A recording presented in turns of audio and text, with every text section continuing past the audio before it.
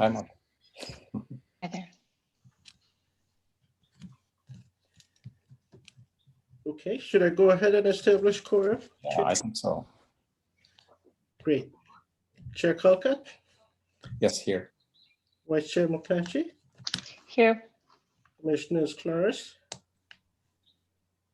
You're on mute. On mute, John. There you are. Here, thank you. Okay, Fry, Here. Callback, Here. Richmond, Here. Whipple. Here.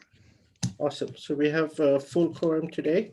Would the chair like to lead us in the Pledge of Allegiance, please? Yes, absolutely. Okay. I pledge allegiance Allegiance to the flag to of the the flag of the United States of America, Republic, republic for which it stands, God, one nation, under God, indivisible, with liberty and justice for all. Thank you.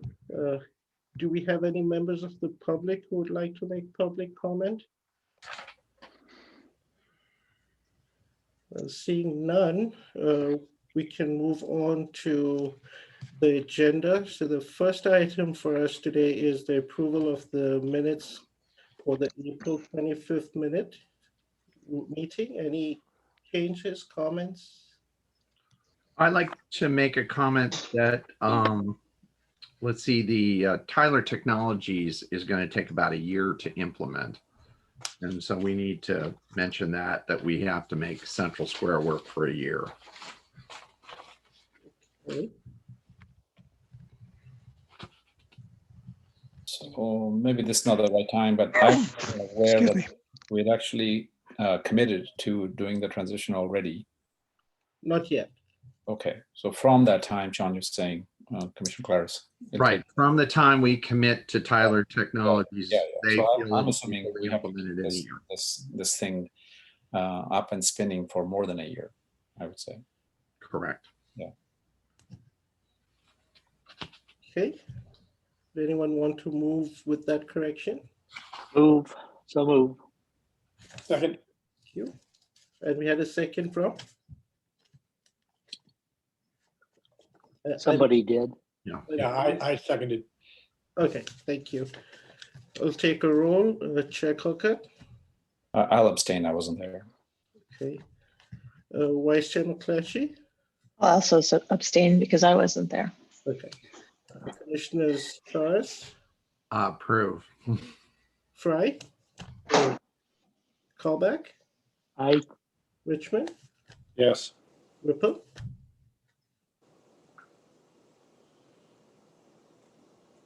Whipple, I think you're on You mute. on mute, Art? You're on mute. Approve. Sorry, I sneezed a moment ago and let it shut off. Okay, now moving on to the second item on the quarterly investment report. Is there any changes, any comments on it? I mean, I just wanted to know if the FPFM is asking us to do anything out of cycle, considering the market, or are they requesting any additional flexibility or anything from us? So we met with them maybe a week or 10 days ago, and we did ask them if they would want any more changes. And their comments were that it is okay as it is right now. They do not see any impediments in what we already have in place. They did note that, with the higher interest rates, we are going to see probably more of unrealized loss when we update the mark to market, but we hold mostly to maturity, so that shouldn't matter. Okay, anybody else have any thoughts, questions? No, I guess the one thing that I've found was that, and maybe it's someplace, but I didn't spot it, is some sort of a historical trend chart or something showing what it's been doing. If I remember the last time we looked at this, we were at 53 basis points or something like that, and we're now at 66. And given the market, I would expect to see that upward trend continue, even if it doesn't get to 1%. We should see some modest improvement over time, right? Correct, we should, and we're also seeing a stronger rebound in the LAIF Yep. performance too. So we've been putting a little more into LAIF, so it gives us that flexibility if we want to pull out versus having to liquidate and have market value losses with PFM. Right. I just think it's a very comprehensive report, but it's missing a little kind of management oversight as to what actually happened historically. Yeah, I think that'd be good feedback to them. I think last time they did a really great job because I think it was a year end that they had a look back, look forward, and a comparison kind of a couple of slides.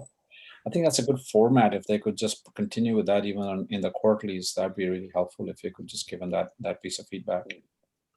Yeah, I can tell them that they usually have a quarterly meeting with management where they go through the whole performance and explain a lot of these things. Usually what they do is they send in the report first and then go with the review a couple of weeks later, but I can certainly suggest that. Okay. And then the other thing was the last quarter when we talked, we still had not put a lot of our money into LAIF. I'm assuming that is we actually put in $6 million in March, I believe. So it should be showing on this report that we have around 6 million in. Then last week we put in another 4 million, so we almost at 10 million in LAIF. Okay, normally we're about a quarter in LAIF, right, of our cash.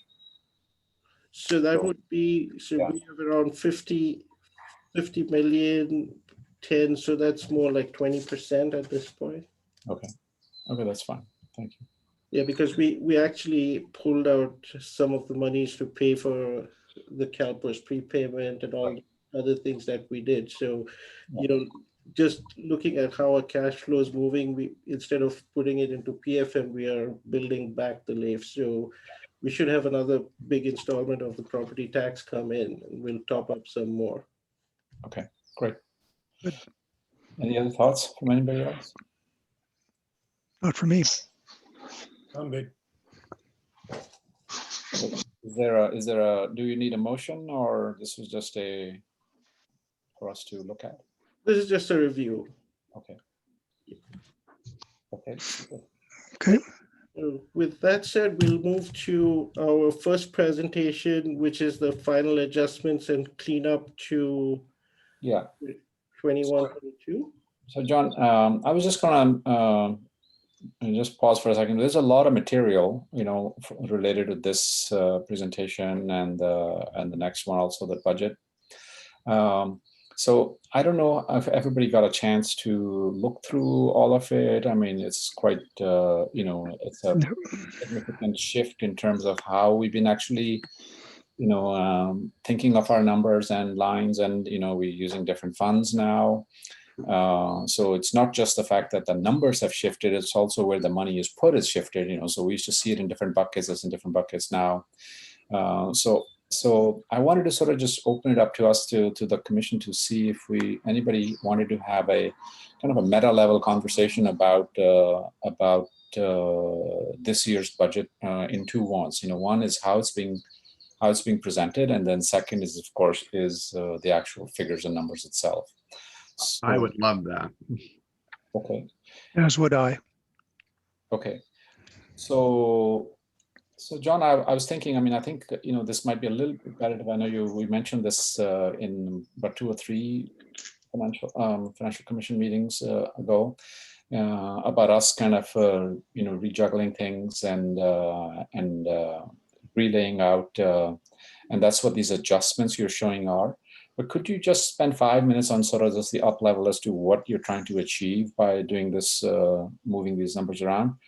That'd be really helpful to just sort of, baseline the conversation again. So you're talking with regards to FY 2021-22? I'm talking about, yeah, FY 21-22 and also the 23 budget now is going to be, we have moved, significantly how we used to record and, allocate numbers and stuff like that. So could you just touch base that for a couple of minutes as to what are the major changes in some of the buckets that we're doing? So we And have that. some of it is in the documents you sent, but I think we're good to just have a quick conversation to make sure everybody's on board, because I think we may get lost when we start looking at the presentations at this in detail. Just a big picture story first.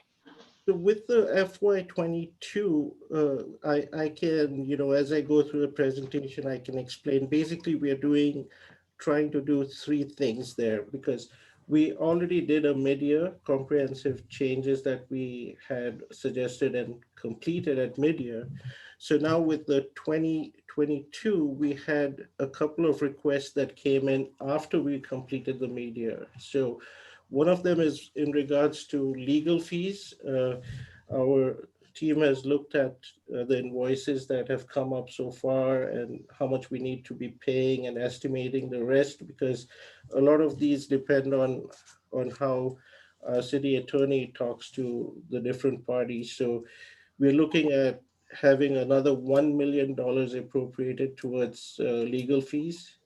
And then when we took the discussion on the budget, mid-year budget to council voted to appropriate around $38,000 for the new theater. And that's all going to be explained in my slide. So that's going from the park and lieu, so it doesn't affect the general fund. But what's happening is on the first part, the general fund is going to have to come up with $1 million to pay for this additional legal fee that we have to budget for. And after those two items, we are also looking at a cleanup. We've been looking at the financial statements and seeing how things were recorded, how things were missed. And a lot of that will come about in my presentation. Okay. And I think it would be easier if I can show you that through the presentation, at least for the 22. I think that would bring more clarity. Okay, let's do the 22 then. Yes, I mean, in general, I think on the legal fees, I really welcome the transparency on this. For a while, for about a year or two, we were kind of hiding that number in executive, which we all seriously objected quite strongly, but we didn't see any changes because it was just shown up as the executive was the number bumped up, on the line item by a couple of million, and we didn't know why until we asked. And the breakout of showing that actually the city is spending that on legal fees and also the difference between the fees and the payout that you are showing explicitly is quite welcome. That's quite good transparency. I think that's important. And I know particularly Commissioner Frey was asking for that quite a bit the last couple of quarters, and so I'm really glad to see that you've actually broken that out. Okay, so I'll go ahead and share my screen for this one. But before I do that,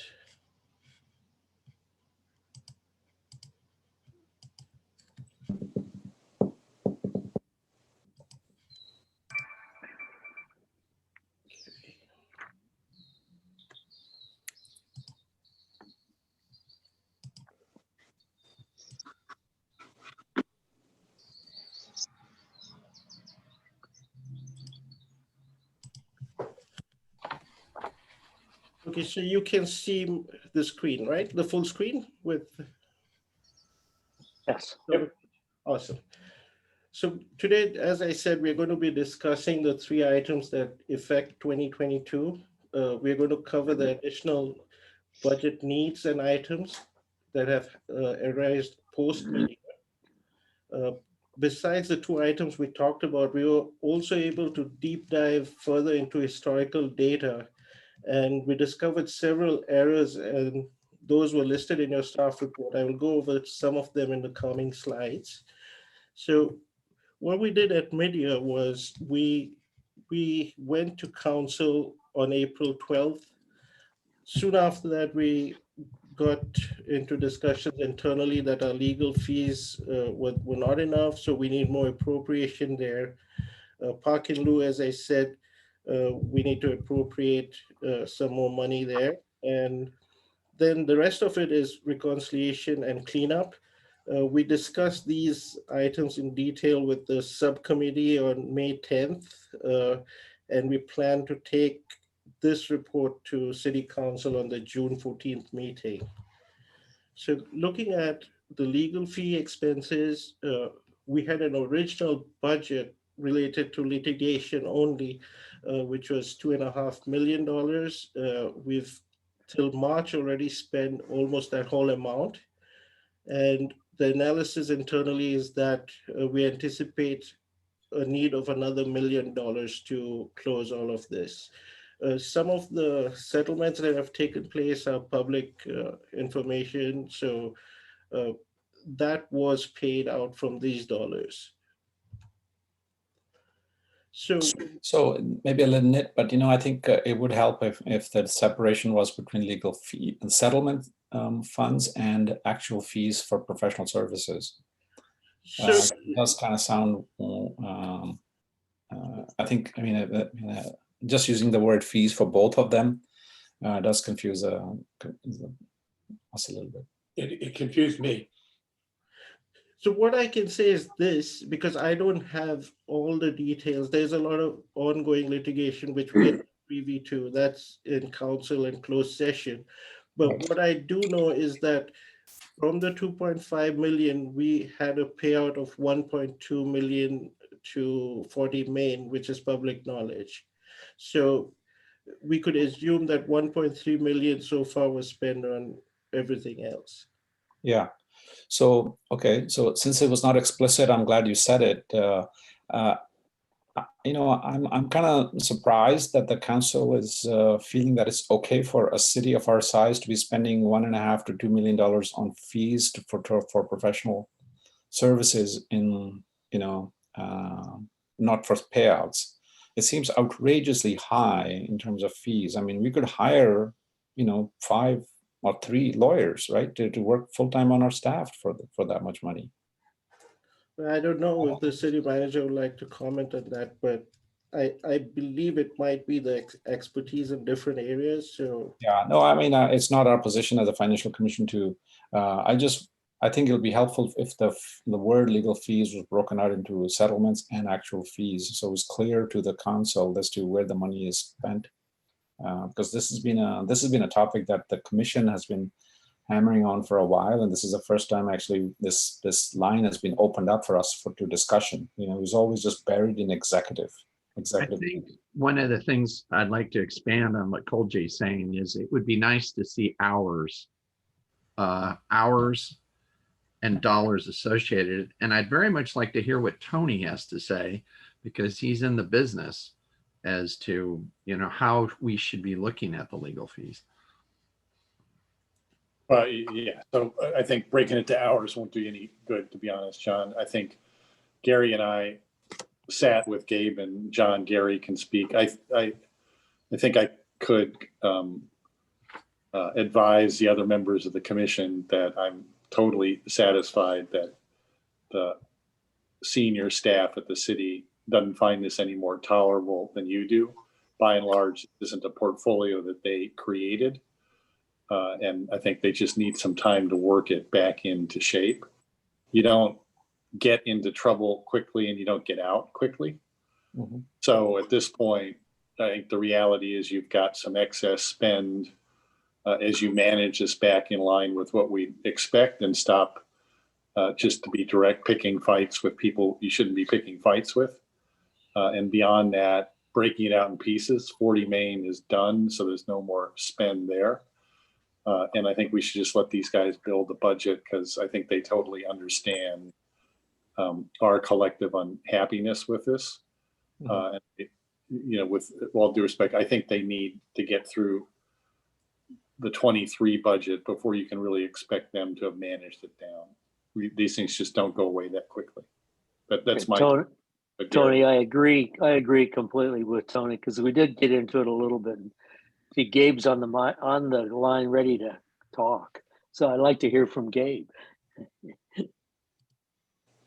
Thank you. I don't think I have anything to add to what Commissioner Richmond said. We won't break the line items down further for a number of reasons, but primarily council policy. So we're happy to be transparent and show what we're spending on legal.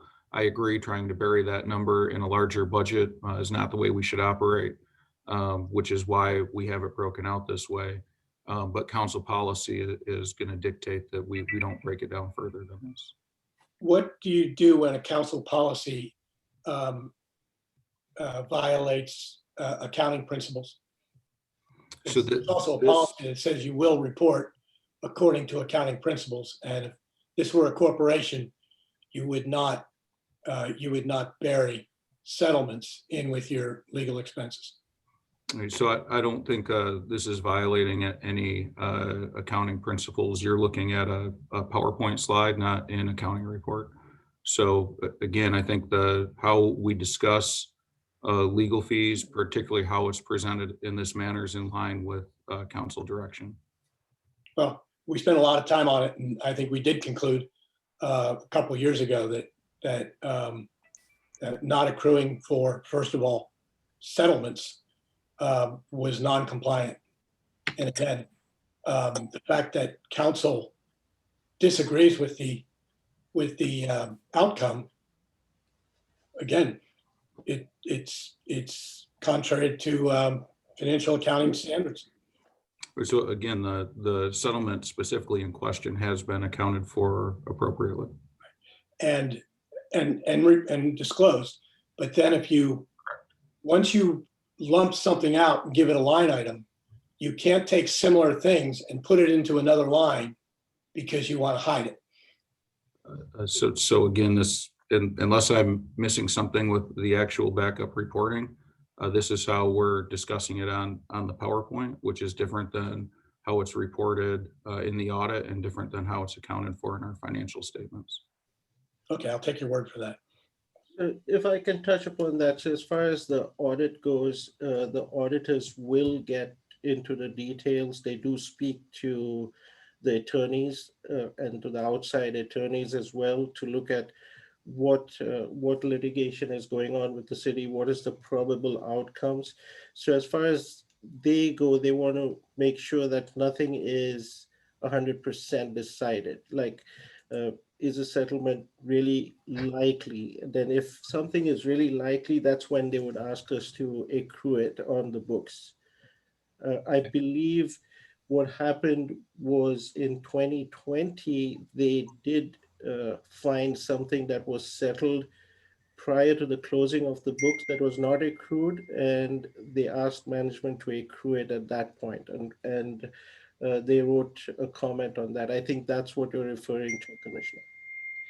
Yeah, just for the record, the commission or the committee made that clear to Sharif at the time, and he just didn't do it until the auditors came back and said, you need to reopen the books.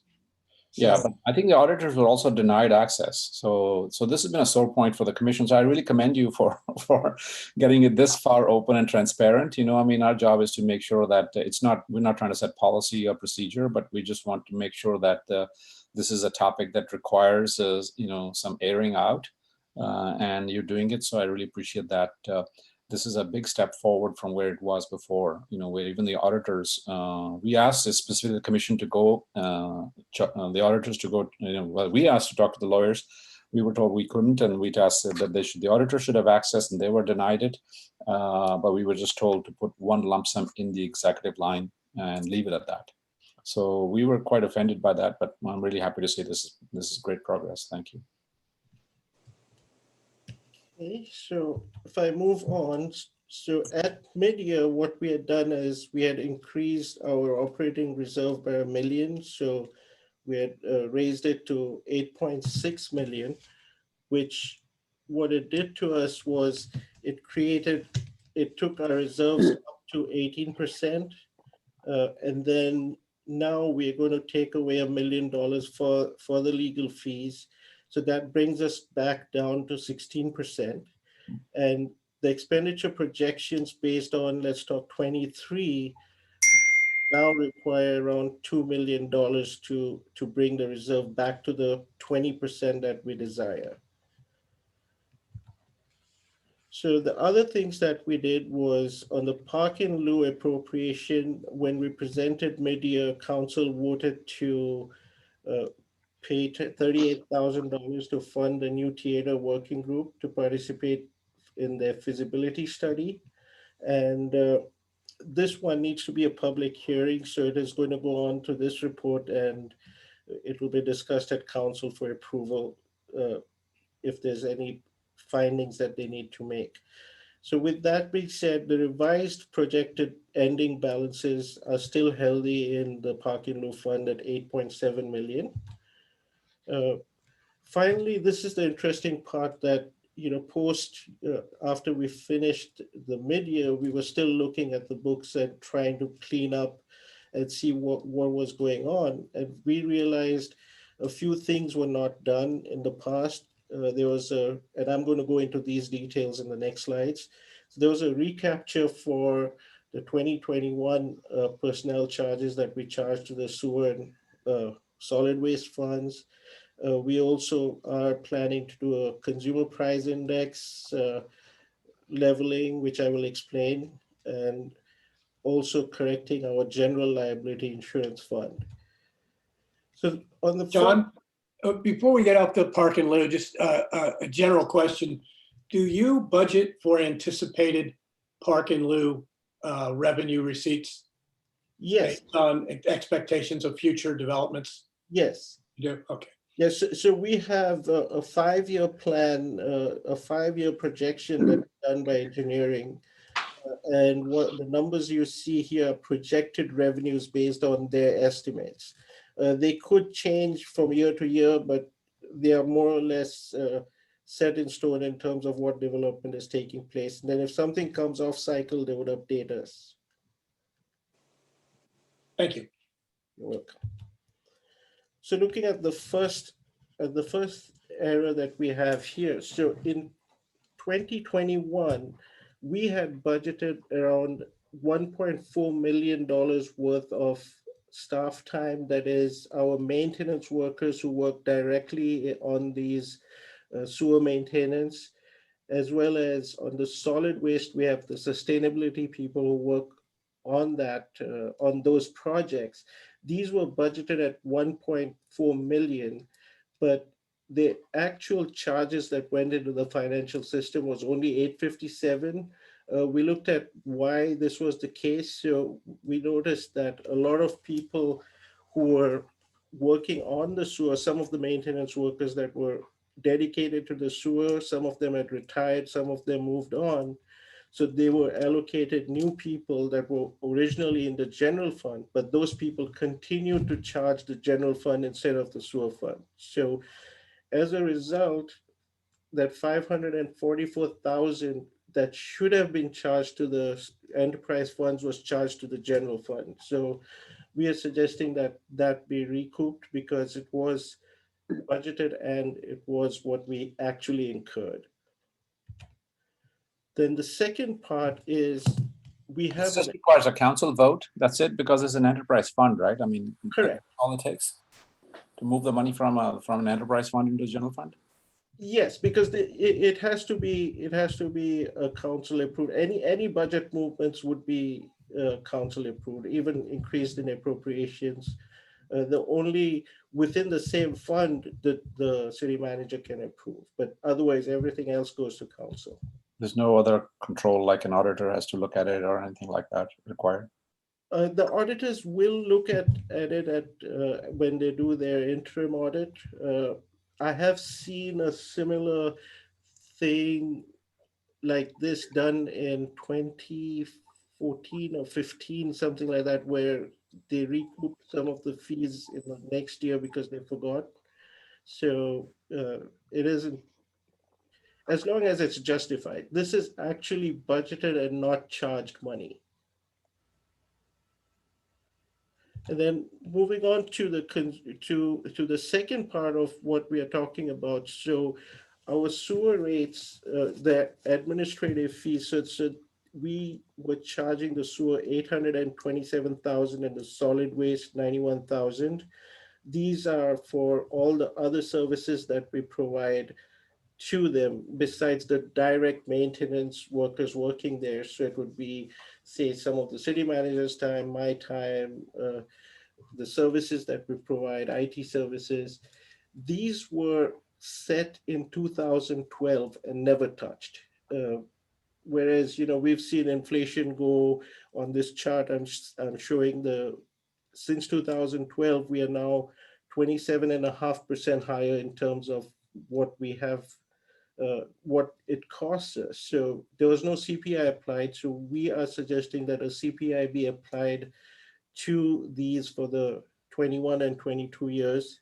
And going forward, as we get into a new financial system, we are also going to have to do a cost allocation study, which just doesn't cover the sewer, it also covers other departments. So we can truly cost what our individual services cost. If you're pulling a building permit, what cost of other services is included in that versus just the direct cost related to, say, the development services time. So doing the CPI adjustments, we are planning to claim 237 and 252,000 in total. So what does that do? So we just projected our reserve dropping to 15%. After we recover these charges, we take our reserve back to around 18.1%. And then we are projecting our 2023 expenses to be at 48.2 million, which means we now need 894,000 to top up the reserve to be at 20% as directed by the subcommittee. Then on the general liability insurance fund, here is another error that we noted. Up to 2018, the funds, the enterprise funds, were contributing to the general liability fund. Suddenly from 2019, they stopped actually charging it. I guess someone forgot about doing that. So the general liability fund was dipping because they were not getting their contributions. We spoke to the risk manager, went through detailed. Can I stop you for a moment and ask a question? Sure. When they said they're not contributing, I assume this is contribution for a self-funded fund? Correct. It is not fully self-funded. We have limits to which we are self-funded till 100,000, and then if it's beyond 100,000, we would get a payout. Okay, so you've got basically a liability insurance policy with a $100,000 deductible. What's the maximum coverage on that? Do you know? I can check with the risk manager. I do not have that data at hand, but coming into the 23 projections, I will tell you. So this is one of the biggest cost drivers for us going forward. It has increased 35% in 2019, around 67% in 2020, and probably another 30-40% last year. So we went from paying around a little less than $500,000 to we're looking at 1.2 plus going forward. So we've done a few strategies where we looked at a case history. We see a case history to be, maybe we had one payout that was above 100,000.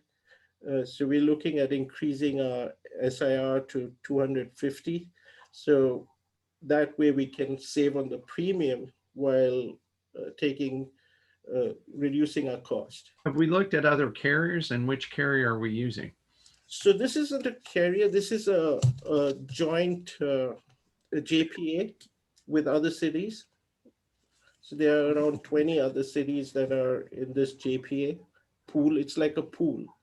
So they pool together to take liability, and the question is, well, that's interesting because then we're on the hook for that liability as well.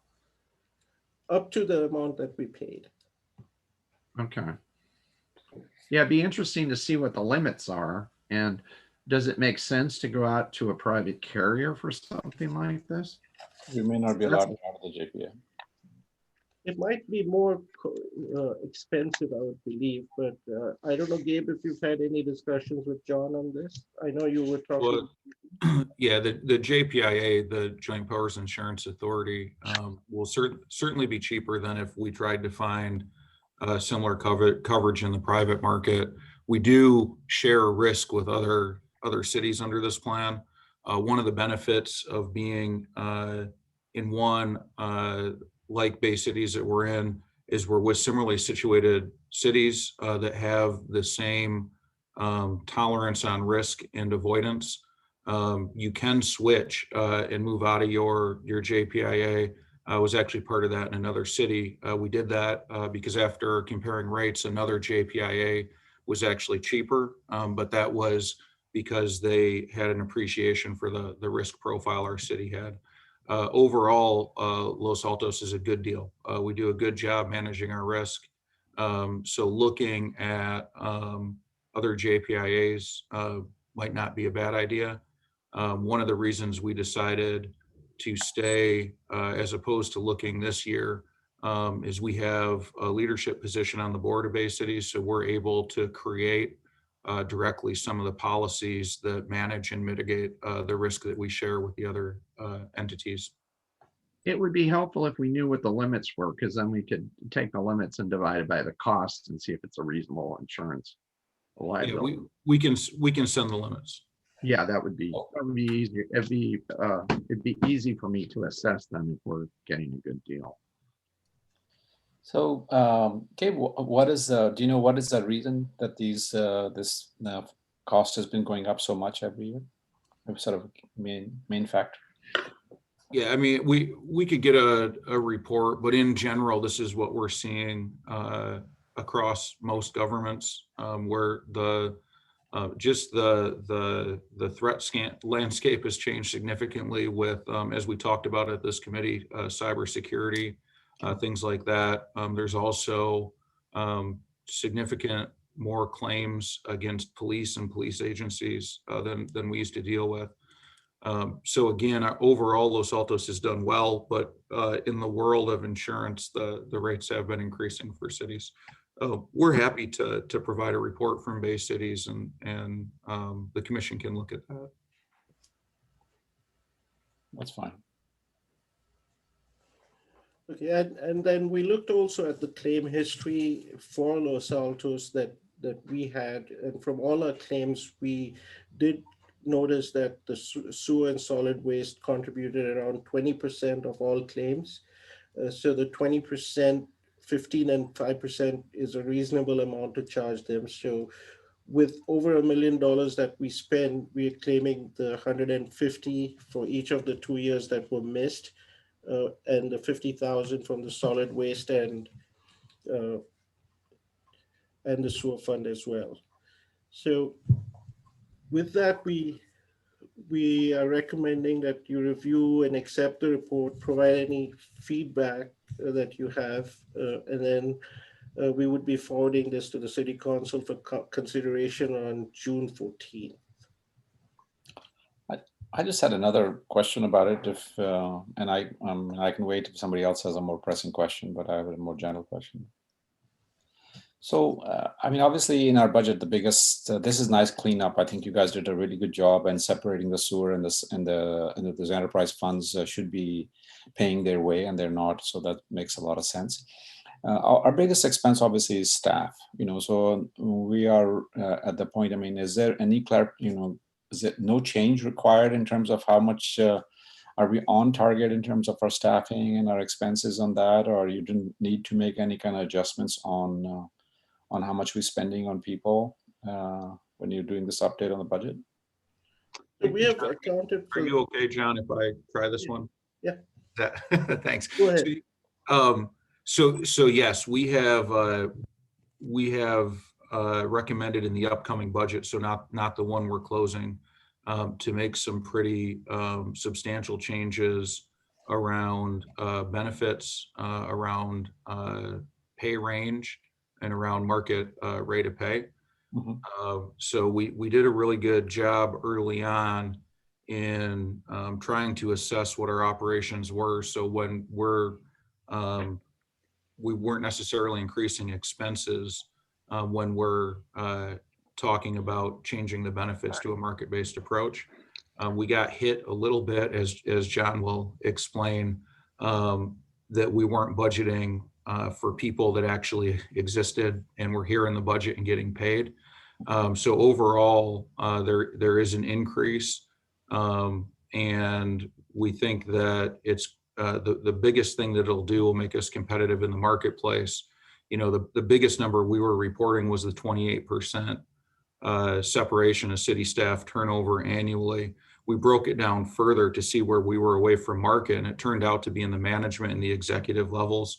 In the last 3 years, we've had 50% turnover in management and 72% turnover at the executive level. So even as we work to get to market, we think that providing these benefits is actually still going to be a cheaper way to operate, as opposed to you know, hiring new directors and managers every 14 months. Okay, so no change to FY22, but in 23, obviously, you know, this is a big swing item in our budget, of course. Yes. Yep. Thank you very much. Okay. So I had one general question. I guess we talked about the sewer fund. So we're basically increasing the expenses in the sewer fund. Does that imply that we will fairly quickly increase sewer and waste and solid waste rates? So I would say no, because when we did our Prop 218 studies 5 years ago, we actually had accounted for these charges and this cost escalation. So it's a consultant who does this for us. And when they did it, they actually accounted for increase in campus cost, increases in staff costs, and all of those when coming with the rates. What happened is, at the back end, we didn't turn around and program that increase into the fund. So we were subsidizing it. And that's why these funds build up a fund balance that was in excess of what's required. Okay. John's being polite. It's actually a pretty alarming mistake that it went this far, and that we built up such a fund balance in our enterprise funds, and we had taxpayers subsidize ratepayers. And I'm really happy that he found it and was able to collect some of it back, but more importantly, apply it appropriately moving forward. Thank you. Any other questions? So we changed the policy to increase for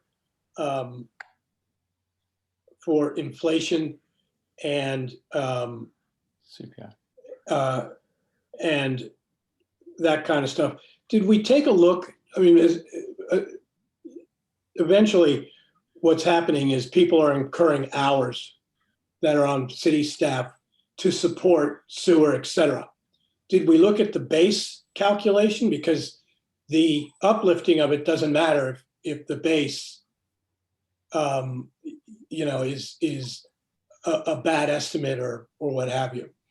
So I am totally with you, but with us, the situation is such that we have to pick which battles we want to fight and what we want to prioritize, because things have been so messy that it's one thing to clean things up and one thing to get up to speed. So as I said earlier, our recommendation is that we have a cost analysis study that would bring about what these true costs are from an independent source, not just to the sewer fund.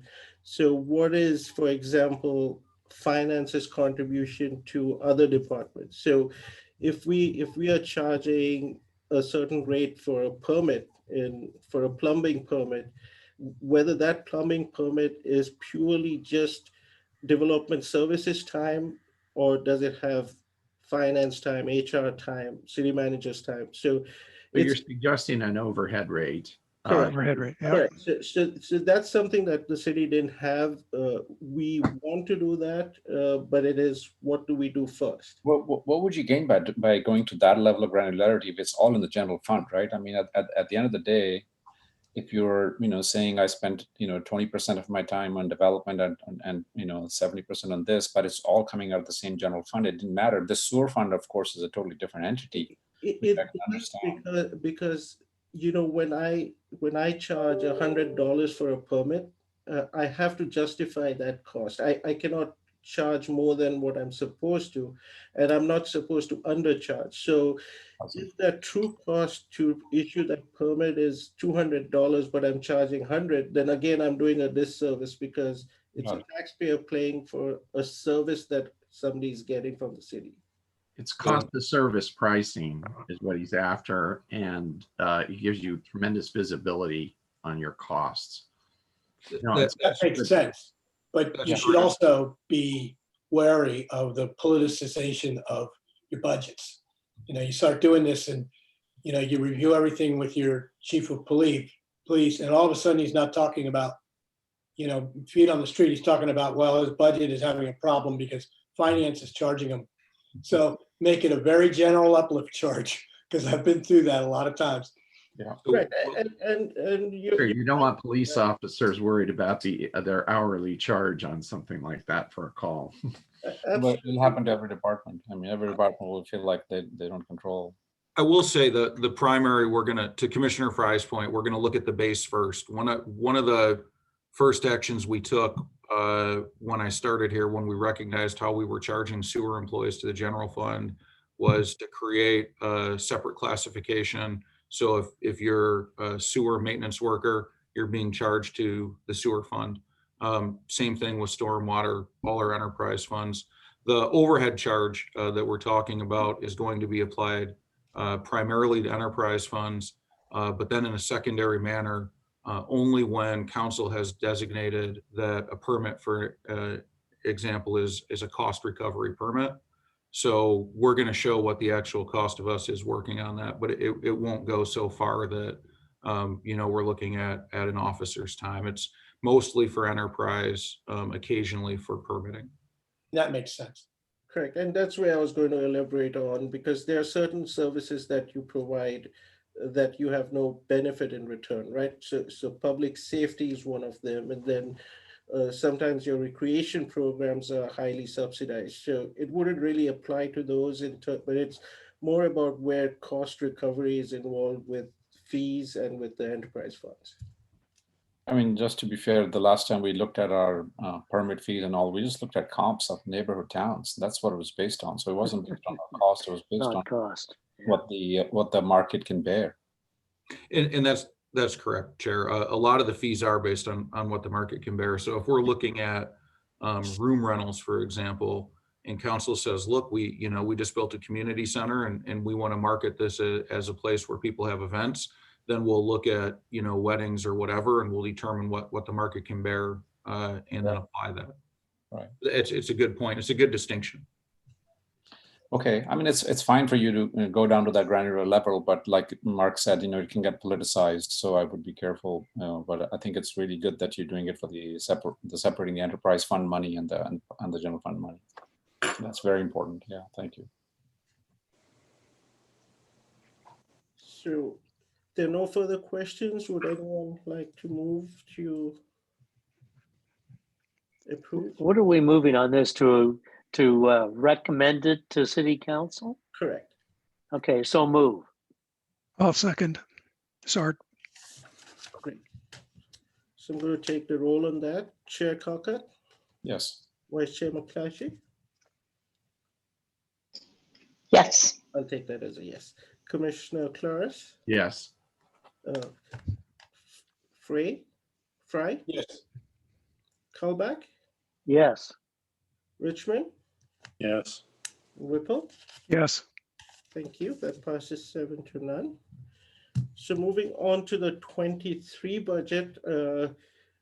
Chair, would you like me to start presenting, or do you want an intro on it, or?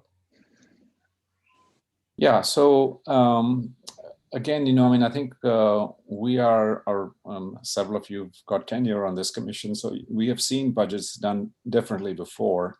So there have been some areas where the money looks in different places. So that's why I even I asked last time is that, if just reclass the FY21-22 into this new format so we know what the deltas are.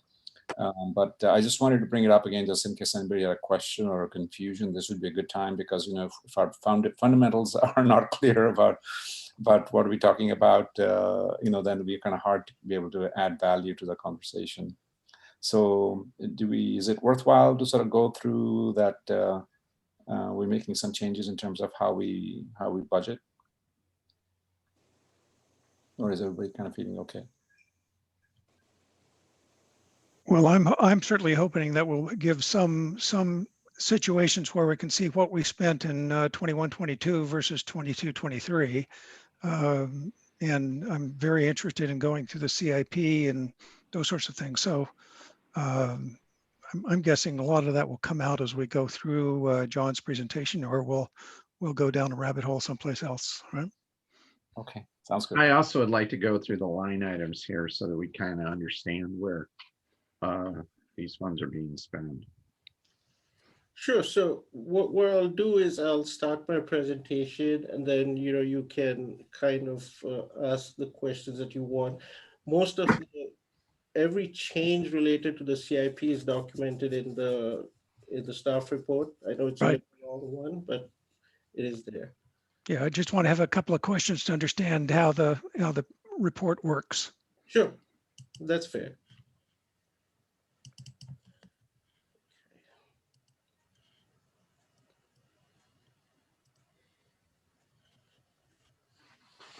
First off, I would like to thank the directors for engaging in this exercise with us. We really made them scrub hard and look into their pockets, deep into their pockets. Thanks to the city manager for providing his direction and feedback, and not just the feedback, but dedicating a lot of hours of his busy schedule to sit with me and get us to this point. So also thanks to June and the team who are working tirelessly, not just to repair bad data, but to also implement the changes and bring stuff up to speed.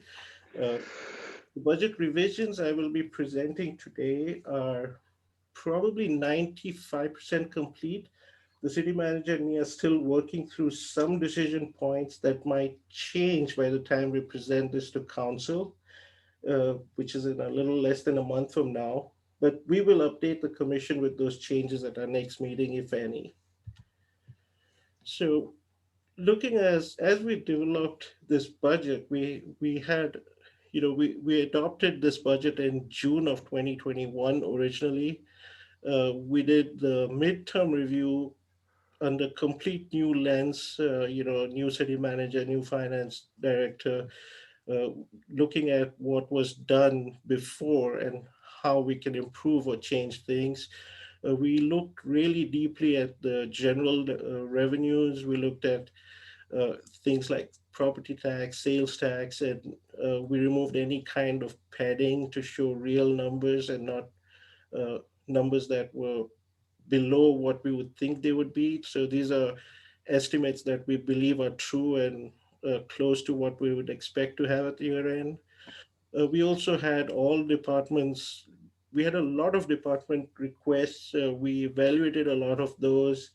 As we developed this budget, we had to make people understand that we have limited resources. So this budget accommodates few requests, but not all. If we were to satisfy everyone, we would need another 20 million, I would think.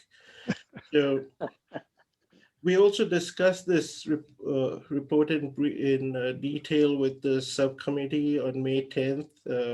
We had a lengthy discussion with them. They provided us with some excellent feedback.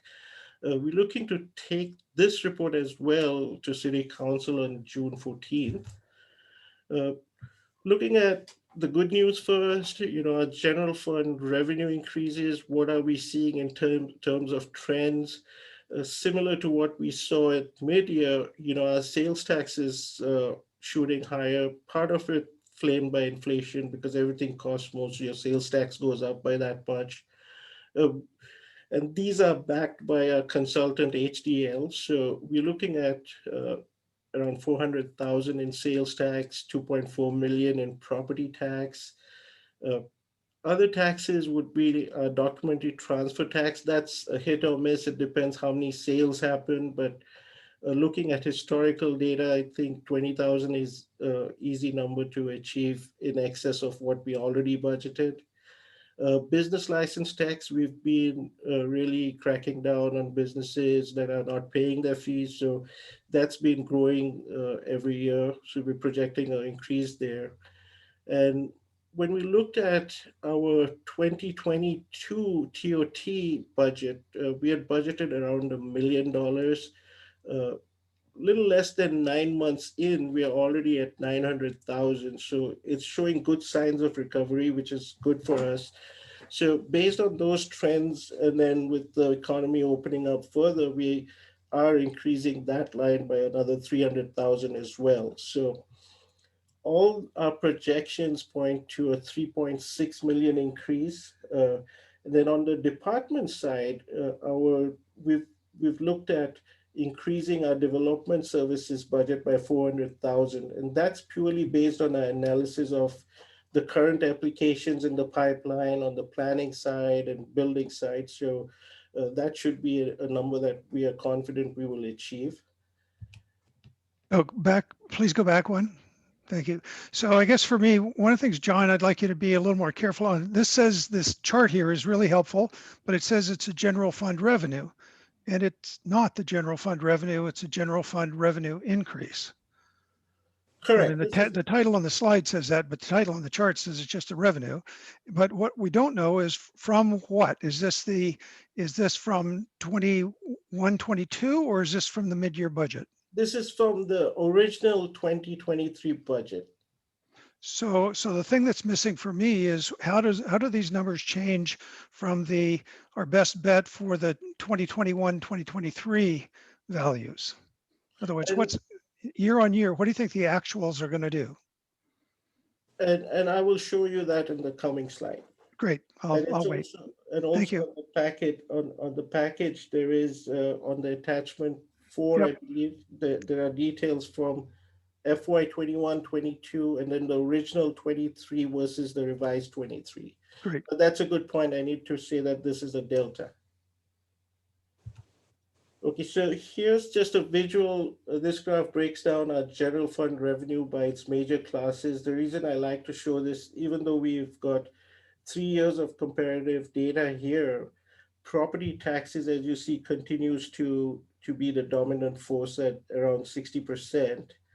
And looking at the expenditure side, we had, like, I think this would look familiar to what Commissioner Whipple was looking for. In 2021, we were at 40 million. In 22, after we accounted for the 1 million addition in legal fees, we anticipate to end up at 46.38 in expenses.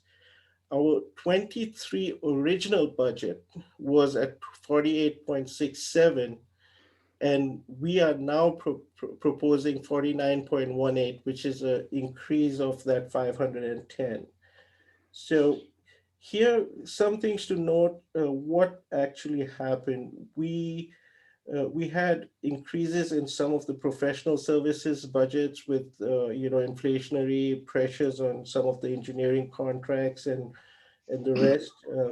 We also dropped our litigation budget from 2.5 million to 1.9. We dropped 600,000 there, or 25%. And that was based on discussions with the attorney on open cases. So that's good news that it's coming down. The budget also accounts for, as the city manager said, the compensation philosophy that the council recently approved. So the net change, as I said again, is an increase of $510,000 in total. And this is a department-wise breakdown. looking at it in the graphical form, again, if you look at this, 47% of expenses are related to public safety, which is one of the major expenses on the city. Going into the summary of the data, so in 2021, as you see, we had a 7.64 million revenue over expenses before transfers, and we ended up at that $1.2 million in surplus. In 22, the final budget is projecting that $1 million in surplus, which we are going to turn around and put into the operating reserve. Looking at the original budget of FY23 original, which is your first, say, third column there, we were projecting to have no surplus with a $2 million surplus revenues over expenses that was then going to be transferred out to other funds. On the midterm, that is what we are doing today. We have increased our projections by that 3.62 million from 49.82 to 53 million.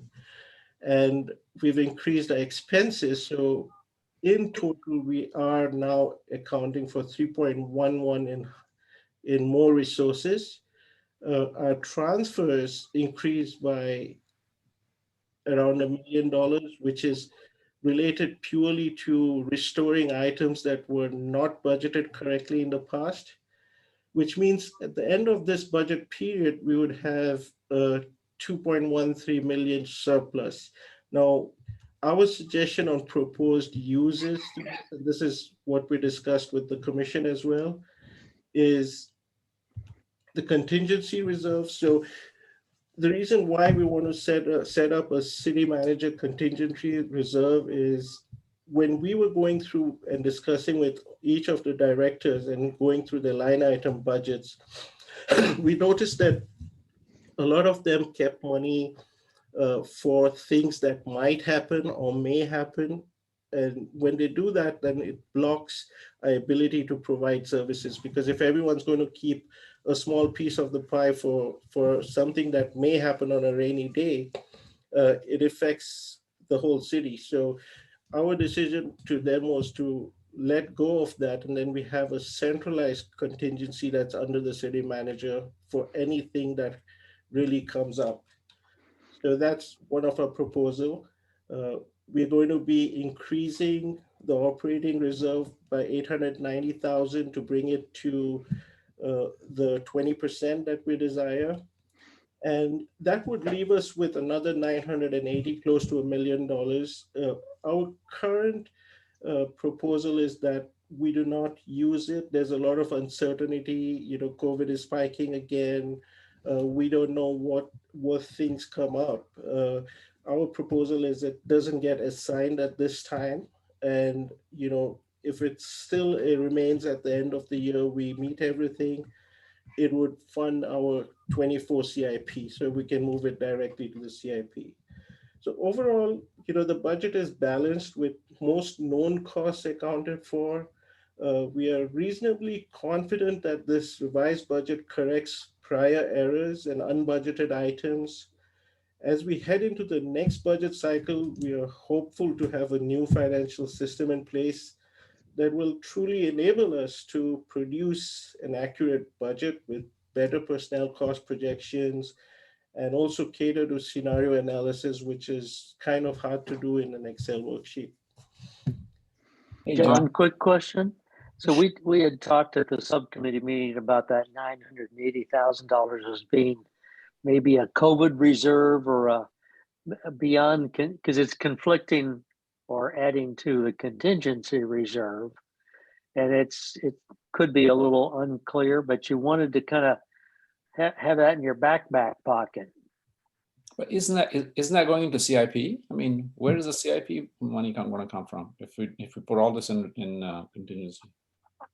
I will come to the CIP. Okay. John, if I could ask a question, the net of transfers in out, did you already go through that 3 million? 3 point? 05. Did you already show us a slide on where that's going to? Yes, that's on the staff report. Okay, And thank you. I will be having a slide on it coming up. I think just to answer the other question, so the CIP that we have is funded before you see the contingency reserve or the unassigned. Where we're going to run into trouble on CIP at this point isn't funding, it's bandwidth. We are talking, John said at the beginning of the presentation, we're about 95% done. There's still some CIPs that may change. And we're looking at the list and the funding we have available this year, and we're questioning whether we actually have the people that have the time to complete it.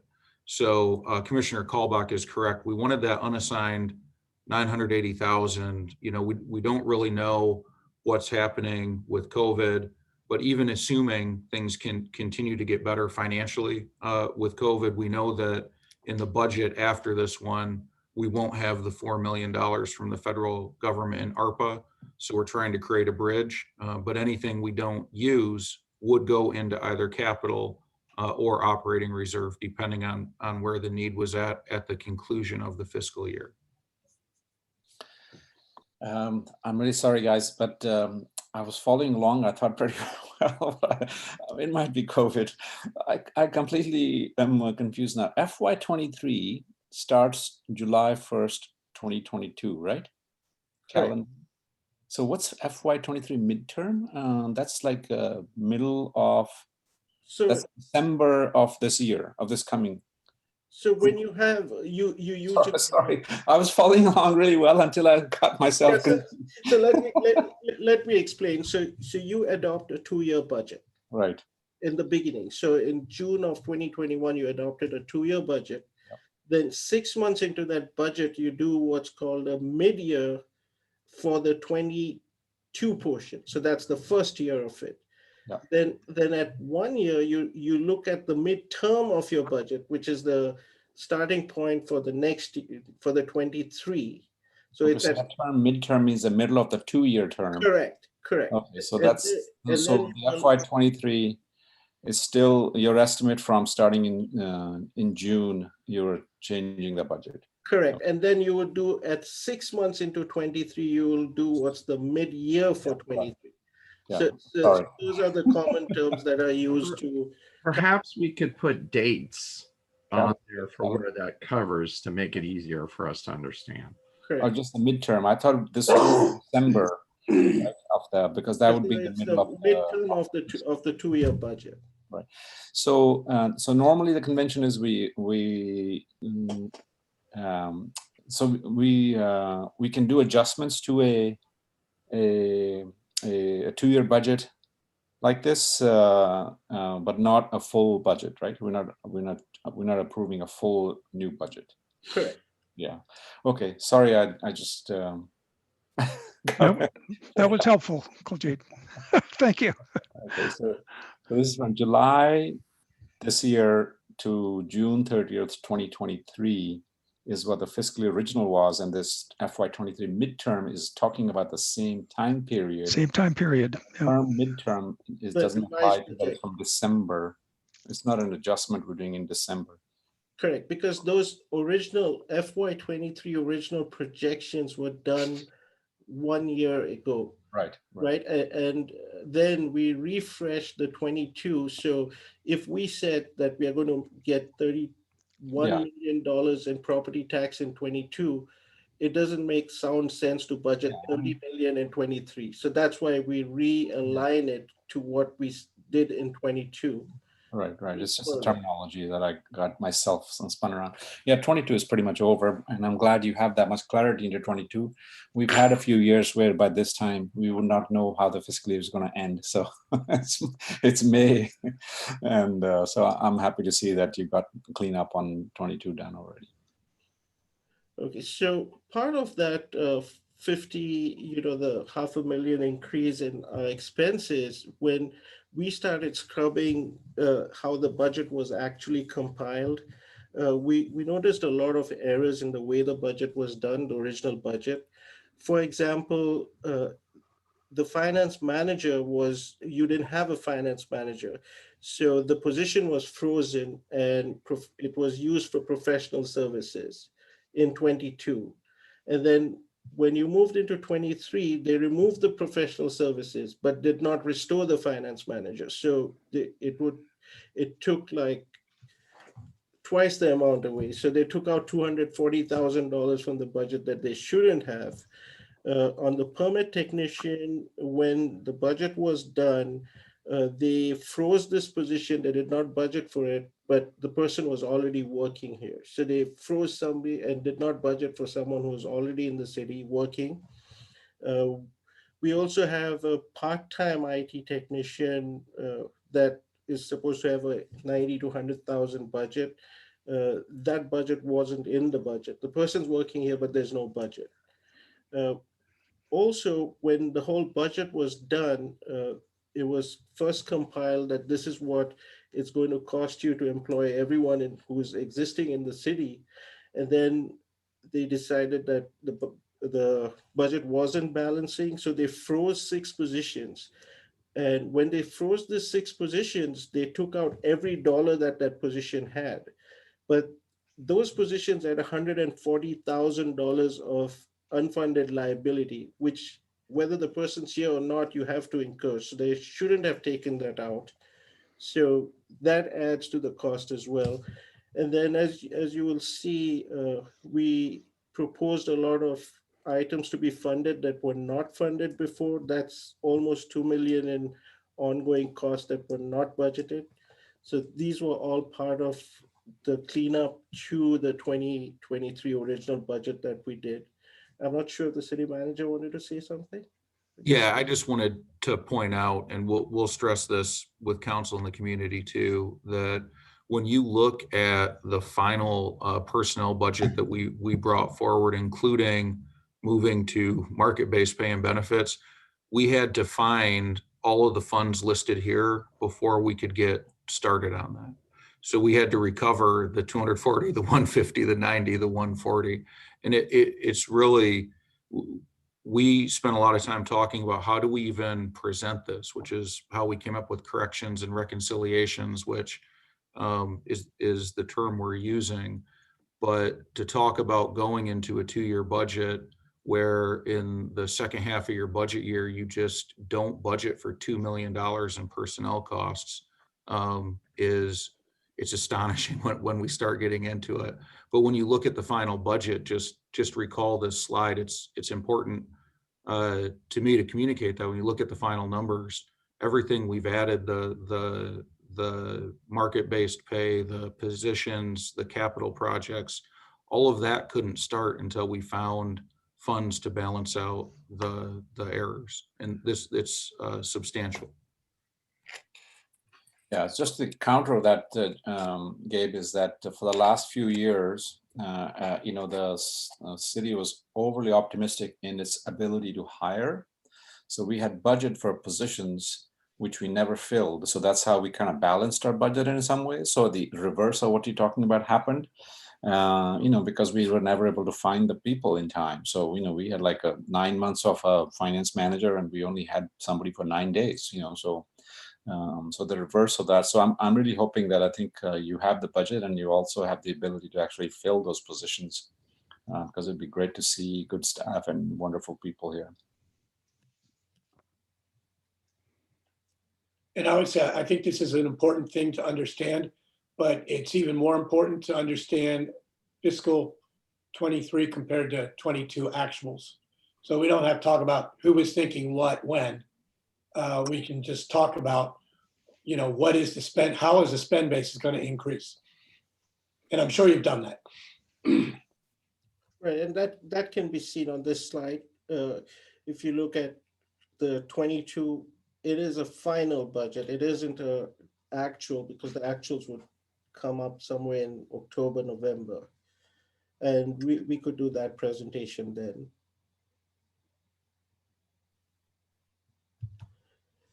So moving on to the general fund operating reserve, as you see, we are projecting that 8.7 as our starting point. We're going to contribute this 894, as I said, to bring our total to 9.6 million, which would be exactly 20% that we are anticipating to have. So we would be fully funded on the operating reserve, subject to nothing happening to it going forward. And then you did ask about the transfers. So this is the list of the transfers that is proposed. The CalPERS unfunded liability, $1 million is what we are proposing. The dental fund is like a 20,000. Workers' comp is 860,000. The general liability is $1 million. Then when we had a staff retreat, most of the complaints were about poor equipment and poor chairs, and people were like saying, I was driving my truck and it caught on fire. So we're looking at trying to put some money aside so we can at least meet those low-hanging fruit and keep people happy that we are moving and listening to them. I don't know if Gabe wants to say something. Okay, I thought you moved forward to say something. And then the CIP fund, and I will get into the details of the CIP fund. We're proposing 100,000 transfer. So the 3.28 that you see here, almost 2 million of this should have been funded or in the original budget, but was not. It was like paper napkin balancing of a budget. And on the other side is the transfers in that we historically receive from the other funds. And then So the CalPERS $1 million, that will be a $1 million cash contribution to the fund, similar to the treatment we did this current year. Correct. So we did a 5 million movement to CalPERS directly.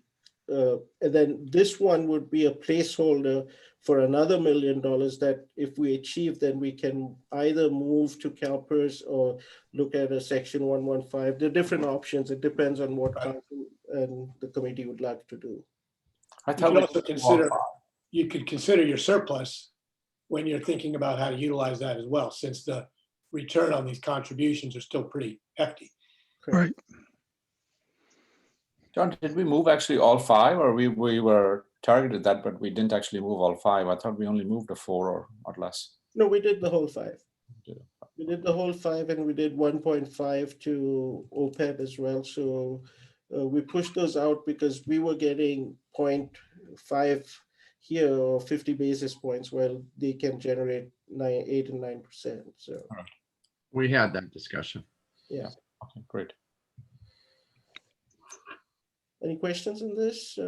It's just that that million's not really a bust in the model, right? That's just a new philosophy that we're going to systematically work that down, of which I think everyone on this call is in favor of. And just to burden the rest of the group, Gary and I talked with them about it. And I think there's an appetite to turn that up if the money is available. But as I think Gabe pointed out, this is a little bit of a transitional budget. Real estate taxes look like they'll be pretty accommodating, but it's the last time at the bar with the federal government.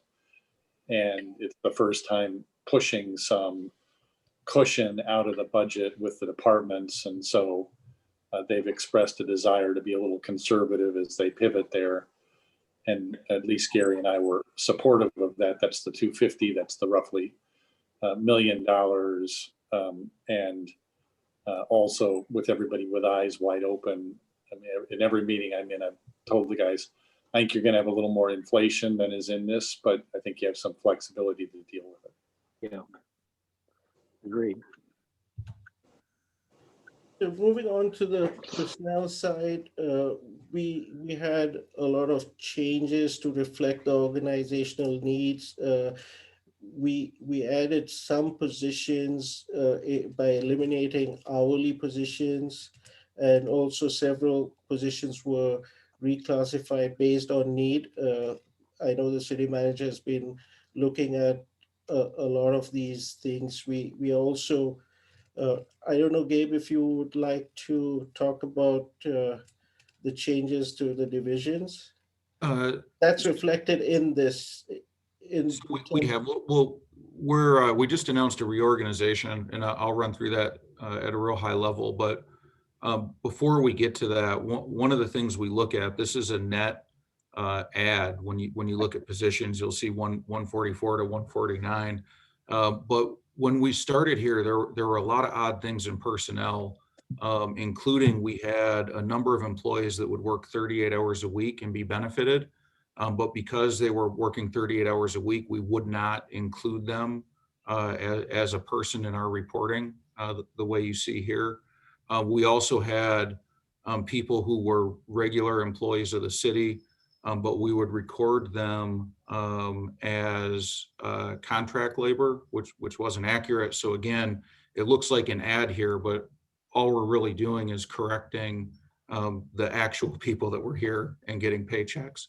And the reorganization that John was talking about is council just adopted their CAP, their climate action adaptation plan. And we are changing the operation of the government to reflect that in the other master plans. So we've created a environmental services and utilities department. We're going to transition recreation and parks from standalone departments to putting them together. And we're going to spin off the operational parts of parks, streets, and sewers, one to the Public Works Department, the other to the Utilities Department. This is going to give us a lot of efficiency in operation. It's also going to give us a lot of efficiency in budgeting, as it's going to be a lot easier to determine where the cost and the benefit goes.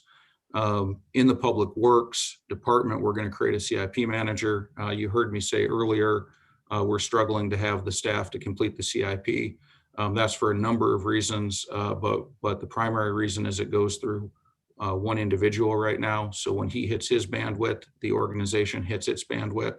So we're going to try and spread that out a little bit. And to assist the CIP manager, we'll have a junior engineer. And this will mostly go towards transportation and the master plan for complete streets that the council just adopted. And then, of course, that's in addition to the regular CIP projects that we should have been doing that are just getting online now, primarily in parks and in playscape replacements. Do you actually have 144 people on payroll now? 149. No, and that's mid FY 20. 43 is what it seems like. It's yeah. We spent a lot of time reconciling spreadsheets and going through payroll and figuring out if the person was actually an FTE, we wanted to count them as such. So yes, these numbers are accurate for the people that are here receiving paychecks. Because I remember in FY 21, our target was like 143. We were 17 or 20 people short. I mean, this was a big concern. Well, I'm sorry, I misunderstood. So those are positions. We have vacancies. Of course, we're working through them. So the two positions I just talked about in Public Works, for example, interviews for those are tomorrow. So there wouldn't be 149 people here today, there'd be 147. I don't know how many vacancies we have, but those are what we're working through.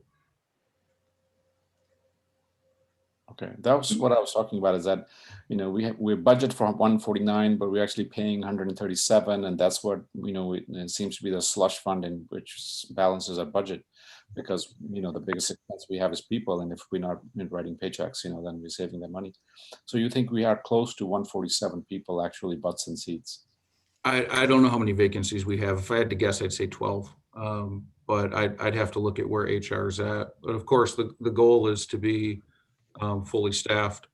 Practically speaking, you're never going to be 100% fully staffed. You have turnover, retirement, separation. But we want to budget for the people that we think are going to be here for the majority of the year. We're also working really hard to not make it take so long to hire someone when they leave. So one of the areas where the organization really struggled is when there was a vacancy, getting that position hired again, sometimes took up to 10 months. We're hoping to crunch that down to weeks. And that, of course, will cut into the vacancy savings that we're talking about. But we're going to budget assuming that the people are going to be here. Great. Thank you.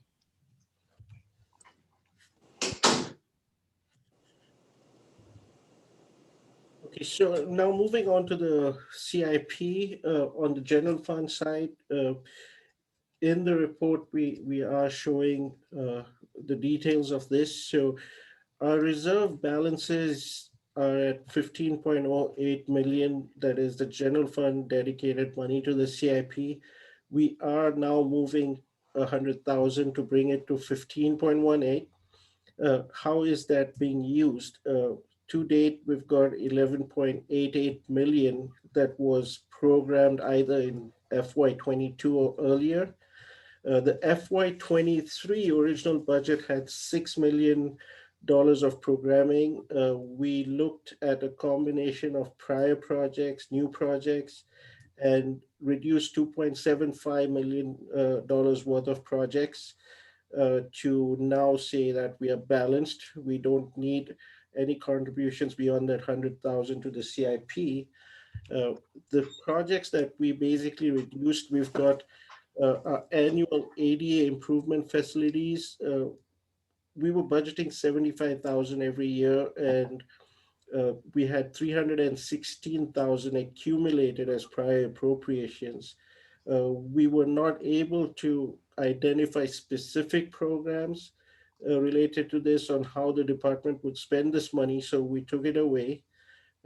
We looked at our EOC, we reduced 1.5 million last year. Then we looked back at what we have left, which was 1.5 million. We thought around $1 million would be enough, so we reduced that by $500,000. We looked at some of the projects where we needed money, like the First Street streetscape design. We got an engineer's estimate for around 350,000, so we need 88,000 there. And a lot of the other reductions are shown in pretty much in detail on the staff report. I can pull up the CIP and answer any specific questions if you have on that. I'd like to see that. So John, can I just Mostly to understand how to read it. Okay. Sorry, so you're on the first slide on this thing. Sorry, just the point you made. Whoops, that we don't need any more fund. We have all the funds we need for the CIP's projects are funded. I mean, I just wanted you to say a little bit more. I mean, council has, like, you know, a list that goes from here to the moon and back in terms of projects that are wish list, right? And there is some ballpark guesstimate number attached to them, and they add up to, if we did all of them, you know, ignore the fact that we don't have resources to do them, but if we added up the money, there would be $70-80 million or something.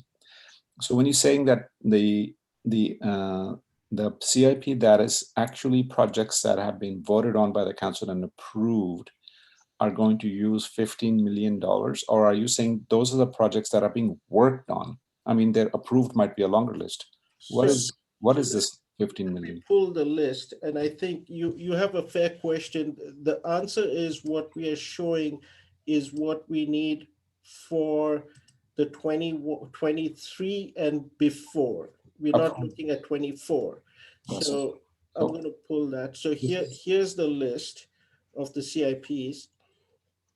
If you look here, we have 6 million in prior appropriations against each of these projects here. Right. So the heartburn that I have from this, and sorry, just a second, all the time is that this is a total, most of them are total swags. You know, no one's actually spent a half an hour to figure out whether this project should cost this much or not. I mean, so these numbers, unless the project has started, right? And then we get a real number. So that's why I was asking that 15 million, is it for projects that have started? So we know that they're going to be done in 15 million, or those are the, or you know, then I can believe that, okay, we have the money to do the projects. But if it's just money for projects that are approved, those approved are based on very little backup data as to what they should cost $1 million or $700,000 or 200,000, you know. Colgene, I think that's a slippery slope because I mean, a lot of these, a good engineer can look at run rates and, you know, you want to look out 5 years to see if you have major imbalances, but at the same time, you can't study every project down to. I agree. You know, I mean, I completely. You have to make some guesses. Right. No, I'm completely okay with doing the guesses. But what I'm saying is that when we say that 15 million is sufficient for us to do all the CIP projects, that are we talking about the ones that are in progress? So we know for sure that the cost of them is 15 million, and we're going to finish that. We can finish them in that 15 million. That's the only part. I'm not trying to project out on the 75 or 100 million dollars. I think the best way to read the CIP is, as John had pointed out, the prior appropriated, so the 6.1 out of the total, those are all projects that are underway, either through construction or through design. They've been started on, so we have a pretty good idea. Right. When you look at the in-year budget, there are some things I think that was Commissioner Pry that was talking, there are some things we have a pretty good cost on, and that's going to be around transportation and traffic. There's other things, to your point, that are our best estimate, but until we start getting in to designing them and working on them, we won't fully know. So the statement on the 15 million is these are the projects we think we can realistically complete or get to the point where we said we would in this year. And all of those are funded. When we look out further, we of course have unfunded capital projects that we haven't lined funding up for yet. But this year, in the immediate year, what we're looking at, we've got a really good idea on the projects that have started, obviously, and we've got a fairly good idea on the projects that we've been working on. So I think, again, what we run into here is more of a bandwidth issue than a funding issue. So I'm hearing is that by the end of calendar 2024, June 30th, fiscal 2023, $15 million will fund all the CIP projects we think we can get done by then or want to do by then. Another way, Chair, to look at it is the list of projects identified by council to be worked on over the life of the 5-year CIP was this 32 million that you see here, 3259. From that, 15.18 is within 23 and before. So can you add the 5750, the 4027, and the 6483 and get that to $15 million number? Correct. So these numbers will give you the $15 million because. Well, no, is it? I think so. Slide it up so you can see the headers. Yeah, we can't see the headers. We don't know what the columns are. There you are. Okay, good. So it's the 2021 or the 21-22 budget, which is the 6131 less 728 plus the next 2 years. So 5750 plus 4027 plus 6483. Right. So you won't finish those projects, all of them, because you'll have to have budget in 24 and 25 and 26. Correct. So the 24 and 25 and the 26 are unfunded at this point. Great. Okay. But out of curiosity, 999 Fremont is that little triangle in Loyola Corners. Yeah. So that's just going to stay as an eyesore for the next 5 years. Until it becomes a hazard and we spend $2 million. So one of why we have 999 Fremont in there is we're actually, for that very reason, we're trying to find a use for it. And we haven't really socialized this idea yet. So anyone who's watching can give me a call. We can talk through it. The two things we were looking for it, the county was looking for space to do. It's called PERT, but it's basically mental health emergency response. So we were hoping to maybe move them in. And the secondary use was potentially creating a substation for PD, just so we had more of a presence in the southern part of town. That's interesting. So nobody proposed that you raise the structure and plant a garden. No one successfully proposed that. No. That So was let's- the premise, if you remember, as to why it was bought, was that we had always had the eye on making it into a park. You know, that was what the council said, that It's too hey, small. any chance we wanted to increase the parks in southern Los Altos, and this was it was a no-brainer. It's too Yeah, small. so I think if It's we, not a good place for a park because of the traffic.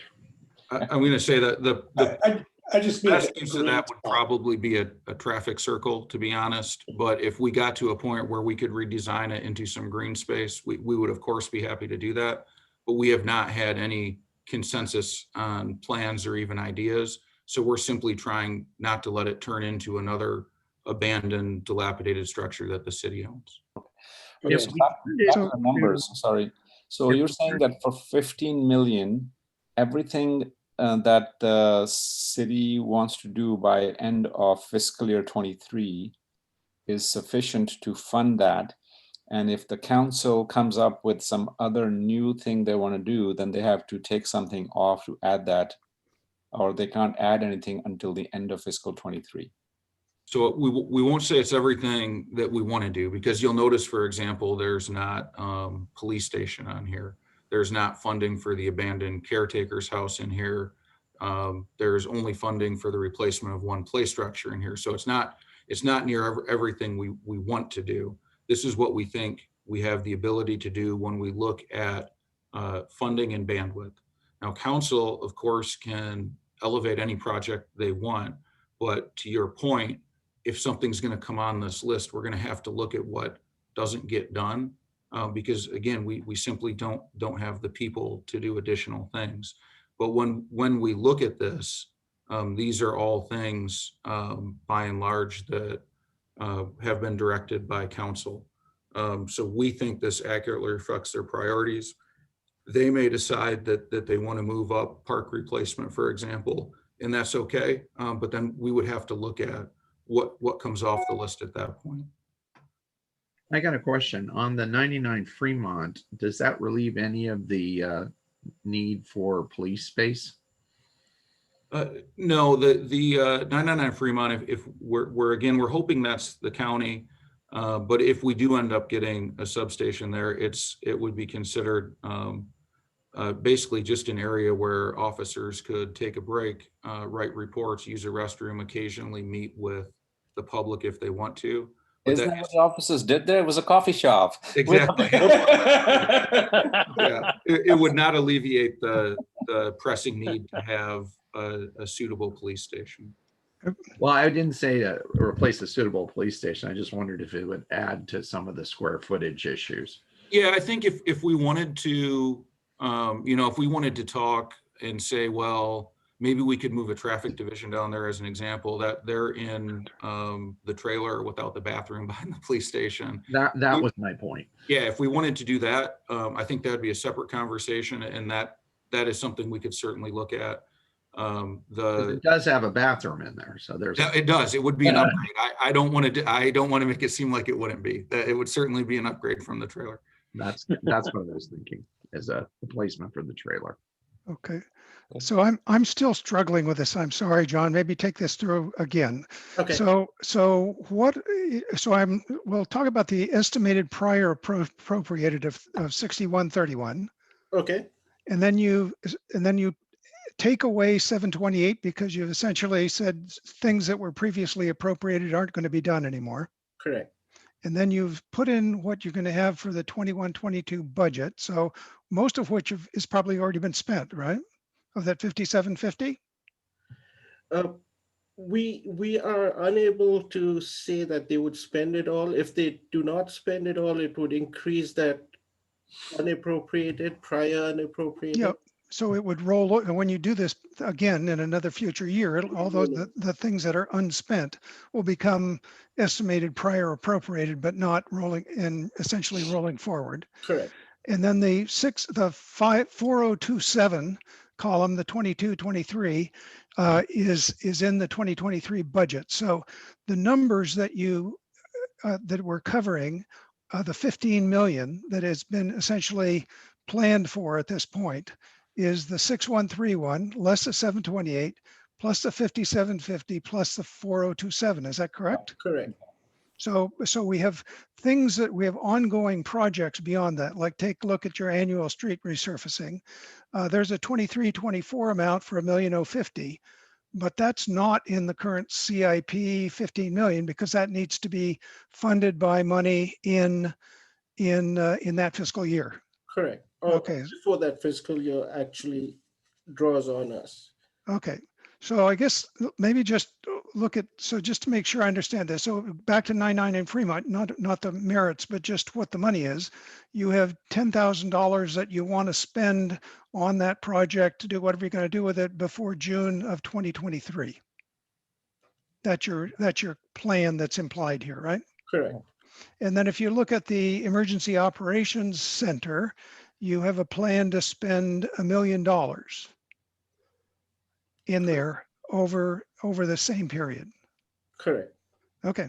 All right. Now it took me, I don't know about other people. I was really struggling with how this thing added up, but I see it now. So thank you very much. Right. And then the 32 million is your total desire, of which you already have 15. So you're looking at coming up with the other 17 in the next, for the other 3 years as we move through. Okay.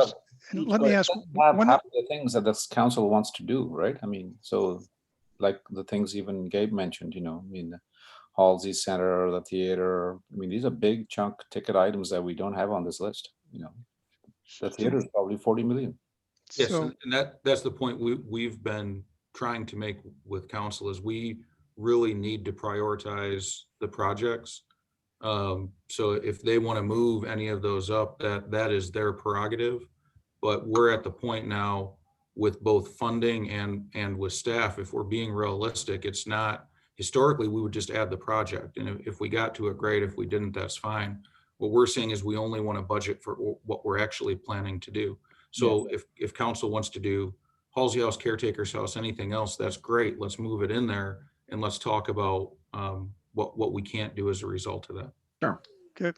So let me ask one more pointed question, then I'll stop, just because I'm trying to understand. There's near the bottom, there's something called Fremont Avenue Pavement Rehabilitation for $1,750,000. Is it the city's plan to spend that $1,750,000 before June of 2023? Is that what I can infer from this? Yes, I believe it would be most likely spent this year. Isn't that almost completed? Yeah. Yeah. So, it's Then why isn't there a number in the 21-22 budget column? because it's carried over from prior years. So it might have been a 19 or 20 project that was not done till Right. now. And so the engineers still think it's going to take $1,750,000 as the total amount.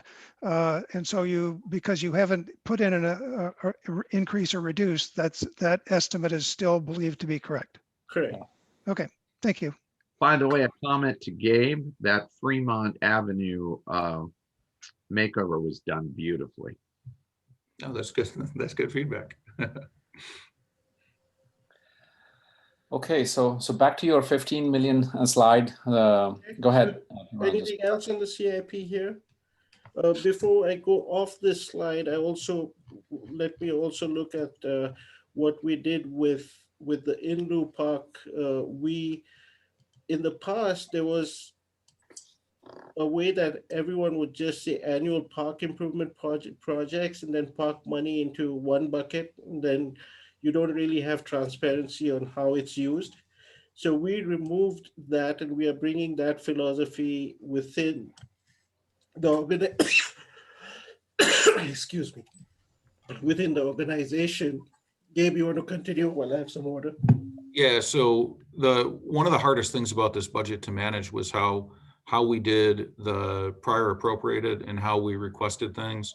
So we would go forward, and park is the clearest example. We would tell council, these are all the projects you want to do, and you don't have enough money coming in park and lieu, so we can't do them all, but we would ignore the prior appropriated. So when we got to the midterm, as John is calling this, we had more than $1 million in park and lieu that had been adopted as part of the budget, and we had spent almost none of it. So that's how you get in a situation where none of your park playscapes are within their useful life, where you have 2 abandoned structures in Redwood Grove, where you're not planning for implementation of the park's master plan. It's because of the way we reported it really made it appear that we had restricted funds here, when in actuality, we didn't have enough need to meet the funding we had allocated. So when staff came in this year, they asked for a total of, I think at the time it was 400,000 in addition to what was prior appropriated, but they couldn't line out what the 400,000 was used for. So as you see, what John did is he budgeted the amount they requested for and then reduced $1 million out because it was for projects that didn't exist. Council, when we reported to that, to them, responded in a really positive way by saying, well, let's look at some of the projects that have been really pressing that we haven't been able to fund before, like the Grant Park facility, where we don't have hot water in the middle of a pandemic in a senior center, right? So they responded by asking us to put that back in the budget. So this is the first time we've really had, you see all these green, they're all new, right? It's all things that we should be working on and tracking and managing a park system, where before we had one line item that could have 1 project, 0 projects, 15 projects. There was no transparency. Now what we're showing is what the project is and what the cost is associated with the project. Makes a lot of sense to me. Didn't you have like a Right. person who's responsible for this budget that who could speak to it? I mean, it feels like, I mean, isn't there like a director of parks who should know these line items off the top of their head and not just be $1 million? I mean, it's fine that at a budget discussion it's $1 million, but I mean, I would think that somebody who does this for a living should know exactly where each penny would have gone. Yeah, so you'll see in green, right? That's what we've required them to do, is actually add the projects in.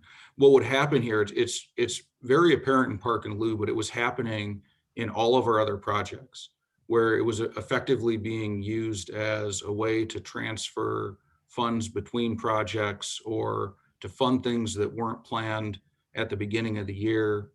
We would get in situations where we'd close out a project and it would come in under budget. And then instead of returning that to your fund balance, we'd find another $40,000 project and we would do that instead. It never showed up anywhere.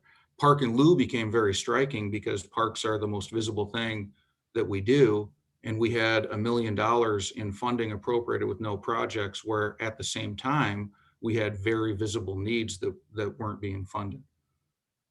Gabe, do we have some sort of project matrix that says basically for $1 million project, maybe a whole paragraph statement of work of what we're trying to accomplish? For a $35,000 project, maybe a couple of line items, so that we could actually understand, like for example, the Granite Park, there's 600,000 for electrical and hot water. It'd be nice to be able to understand exactly what that entails, or have a better understanding. Yeah, so a lot of those, I think that's a good suggestion, to try and compile them into a CIP book. I've seen that before. You'll see a lot of these items come forward as staff reports now. So we know what's in the 600,000 when it comes forward. It'll be detailed in the, council will have to approve the bid, so you'll have a good idea what it is, and then they'll have to select the responsive bidder and the scope of work and all that. So I think putting them project together, catalog, more or less. yeah, I think it's a great suggestion, and we'll have the CIP manager when they start work on that. That would make it a lot easier for everyone, I imagine. Well, it's actually a benefit for you, because it's easy to look at something and be able to have a quick answer on it if city council or we ask, and then you can start going back to the project managers and make sure that they have, the appropriate stuff. Yeah, I'm including myself in the everyone that would make it. I mean, 600K is in the same category as the parks director being told you have $1 million, right? I mean, then and I assume that they were told to manage that budget and figure out where to spend it and have detailed line item for every penny. 600,000 is also a huge sum. So I mean, so even now we're just assuming that there is a operations person who tracks this thing, and there are project managers who appropriate funds and spend them, and et cetera. So I'm a little surprised actually that there was $1 million and nobody knew. I mean, how is that possible? We have a whole department. Yeah, again, how the budget was managed was appropriating an amount and then maybe spending it, maybe not. And then you get to the end of the year and you'd say, hey, great, look, we have a surplus. I came in under budget, but it's because you're budgeting things that you don't plan to do at the expense of things you would like to do.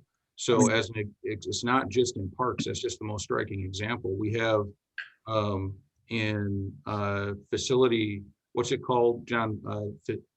Well, ADA improvement. We also have a facility improvements that were general that we would budget $1.2 million for every year. Sometimes spend as much as 14,000 on it. And then at the end of the year, we close it and carry it forward. And we say, we have a surplus. But what we've done is we've created funds that we're not going to use. And when council sees the budget and they're having a hard time balancing it, not knowing that there's millions of unaccounted for dollars, that's when it comes back. Well, we can't pay people appropriately or give the benefits, or we couldn't focus on purchasing emergency generators or fleet vehicles or trucks that don't catch on fire, as John said earlier, because you think that the budget's more constricted in certain areas than it actually is. So this is more of an organizational and an operational issue, as opposed to finance can't fix this problem. I mean, getting the granularity of somebody at a line, a front of the line worker should know that I have this much project, this much resources to do this project.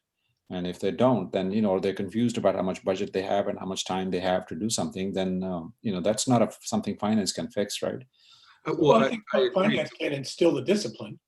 Right. To fill this schedule out correctly. Correct. So and I think the reason we're here is John and Gabe, your predecessors, saw park and lieu fees as potential revenue miss fillers. Yeah, no, I'm That's just the way the discussion would often go. I think it's great that we and the Finance Commission are saying that clarity here is important, but unless the Parks Department has this clarity that they have this resources and time and money, it's not going to change, right? Yeah, no, I agree. And what the Financial Commission is reviewing here in context to the budget is the same thing that we go through in HR, for example. There are no policies, no practices, no regulations. So, I mean, we're rebuilding a lot of things. With budget, it's easier to put into context and explain what budgeting this way does. So finance can't solve the problem, but they can certainly stop it from getting worse and then support the solution. Okay. I have one last question. So the park and lieu varies from 1.2 to 2 million a year over time. Is that what you think the park and lieu revenue is going to be over that same time? We talked earlier about identifying what you thought the income for that fund would be. So I believe the park and lieu is entitled projects, or maybe not quite entitled, but projects that have an application in for. So in all reality, we will look back on this and we will have collected more park and lieu than what's being projected here. Well, someone in finance has all of the applications on a spreadsheet. I know Sherry used to, and a calculation, and there were large numbers, but obviously I wouldn't put them into a budget because you can see the progress we've made approving developments in Los Altos. That's fair. It's not something I would put in my budget until it was formally approved. I do. I believe they're entitled projects, but I would have to check on that. Right, but in any case, we are projecting a 8.7 million fund balance at the end of this year. So even if we didn't receive a penny, we would still be okay. So can I suggest that? I mean, if it doesn't use, let's pay off the community center loan.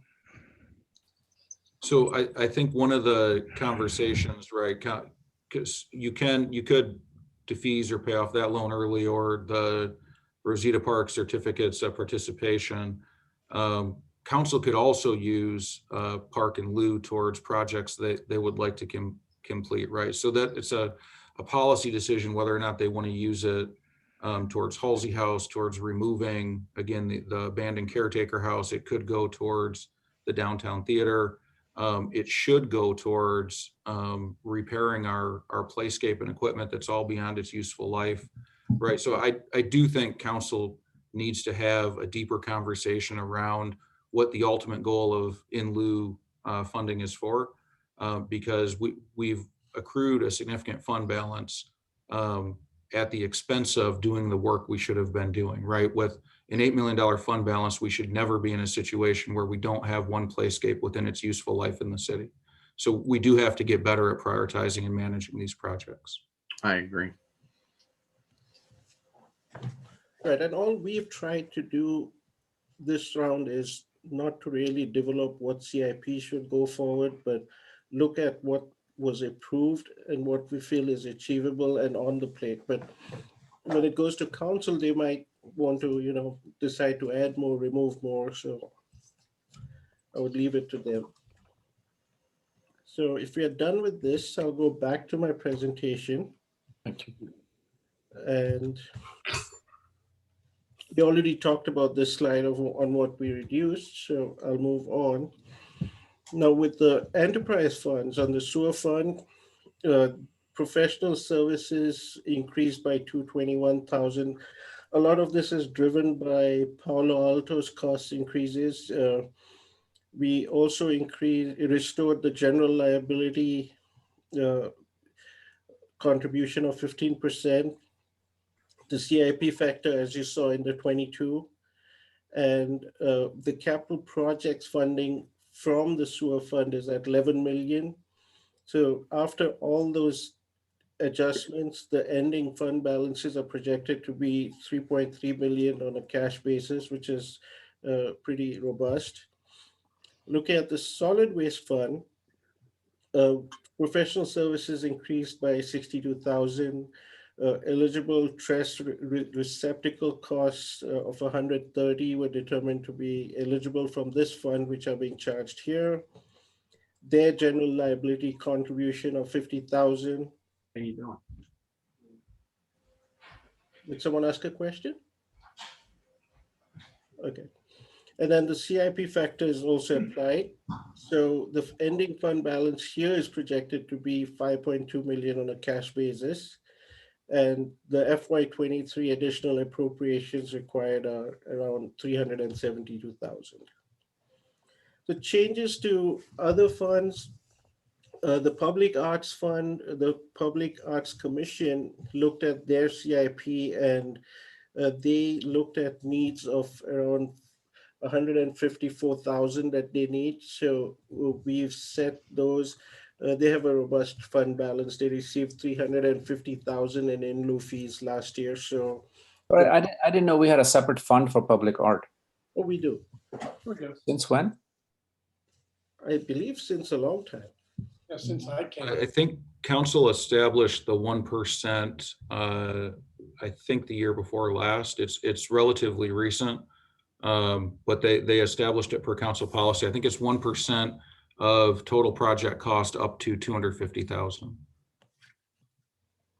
Okay, so it's a couple of years old and it needs 154,000. What has it got? What is the fund balance? The fund balance is on our report as well. So the park in lieu, which year is this? This is 22. I mean, it's a philosophical question. I mean, but creating these little funds is just pools where money just sits and not really managed well in the past. Historically, we've not been very good about managing little funds very well. But you cannot. This is locked in, right? It's an impact fee as well, similar to in lieu. So it's funded by project. So it's restricted by ordinance on what it can be used for. So this fund is essentially managed by the Public Art Commission, and it's going to grow substantially. The 1% is going to be a lot of funding for that commission. So it's 250,000 projected after all these expenses. And then we already talked in detail on the park in lieu, so I won't cover that again. Then the last piece that I wanted the commission to kind of think about is the Gan limit. So the Gan limit, as you see there, it builds on the previous year, and you have a growth factor, and that limits the amount you can spend in taxes or collect from in terms of taxes. So currently Los Altos is at 97%. That has me worried like crazy because of two things. One thing is whether that 90, most cities are at 50, 60, maybe 40%. Some cities maybe at 80%, but 97% looks pretty doubtful. There's no way for me to confirm that because it builds on the prior year. These numbers go back to 1979. My recommendation to the city manager is that we have a detailed consultant do an audit and go back to the beginning of time. It's worth it to verify whether this limit is correct, because if we are at 97%, you're talking about if we can only raise another 1,300,000 or 2,400,000 in taxes today, which means if, and then furthermore, this formula is based on population and inflation. So if the last 2 years Los Altos population has declined, so that eats away from our limit. And if inflation was higher, that's why we still managed to maintain that 97%. But lower inflation can trigger us having to actually pay money back to taxpayers. So this is worrying, but probably that calculation is wrong. So it is something that we need to look at. So can you say who does this calculation for us? How is this done? So this calculation is done every year by finance, and then it is certified by the auditors. However, it keeps building on the prior year. So the assumption is that the prior years was correct. And to reach a 97%, it is highly unlikely that that prior number is correct. At some point, I believe there might have been an error, or it could be right because of property prices going 500 or 600%. But I've looked at cities with similar runs like in the neighborhood, and they haven't even reached 70, 80%. So. And when you say ability to raise taxes, I mean, we don't set taxes for property tax, so it's not like we are raising those taxes. So, or does it apply that ability to collect? I mean, our portion of the 16 cents we get for every dollar for the property tax, that could get limited? What could be limited is like if we are looking to build a new facility by raising property tax, parcel tax, or sales tax, or any kind of bond measure, we would be restricted because we wouldn't have the limit to do it. But it's not that they could say, well, your portion of the property tax will have to be capped because of this limit. We would have to refund if let's say property taxes went up by 10%, Mm-hmm. right? And that pushed us to 103%, and nothing happened. That additional 3% we would have to refund to taxpayers. Refund to who? To taxpayers. To the residents. Gentlemen, I'm going to step off for about 5 minutes. I'll be back as soon as I can. Sorry. We're also trying to wrap up in 10, Art. Okay, well, if I'm back quick enough, I'll say goodbye, but otherwise I'm going to go offline for now.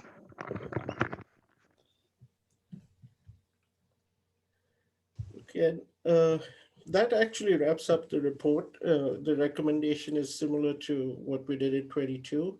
Review and accept, and vote to forward this to the full city council for consideration. And with that, we can take any questions that are remaining. I have a question. Does this budget deal with repaying the community center loan? The installment of the loan, yes. From we in the mid-year itself, we had moved that to park and lieu. So Yes. the park and lieu is taking that. Okay, so as Koljeet suggested, that could be a reserve Well, for I the actual repayment of the loan, mean, which I wouldn't do because we got a great interest rate. I would probably use it to pay down the pension farther. But eventually it's got to have to be paid. Yeah, no, I mean, I'm all for next generation paying for a portion of the community center because they're going to use it, right? I mean, I firmly believe that if our kids are going to, or I don't know if my kids can afford to live in Los Altos, but whoever's kids going to use the community center, they should pay for it. But if we cannot find use for the money and it's just sitting in lieu park fund and now in the public arts fund, then that's a damn shame, right? And then we should just use it to pay off debt. But Yeah. I'm sorry. I mean, I feel bad that we can't use it and we still have poor infrastructure. If we have bad parks and we have cash, that's a terrible situation. I Right. think the council policy is to acquire parkland right now, and if parcel did become available, the 8 million would go quite fast. The idea is, how do we balance the acquisition of land with the operations of the land we currently own?